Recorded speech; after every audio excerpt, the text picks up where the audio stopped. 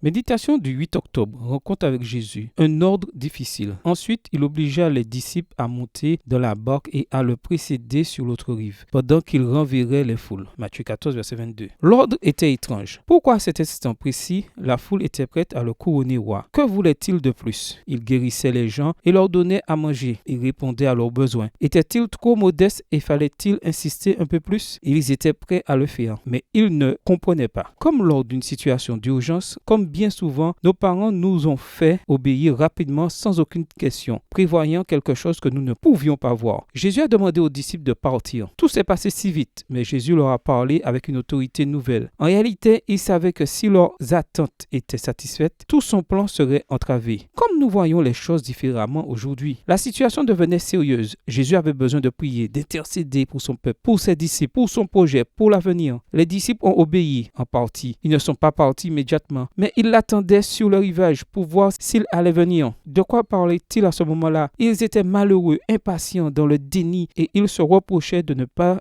avoir insisté davantage. L'incrédulité s'emparait de leurs esprits et de leur cœur, car l'ambition les avait aveuglés. Ils connaissaient la haine dont Jésus était l'objet de la part des pharisiens et ils eussent voulu le voir honoré comme il le méritait. Être associé à un maître capable d'accomplir des œuvres puissantes et se trouver en même temps méprisé comme des séducteurs, c'était plus qu'ils ne pouvaient supporter.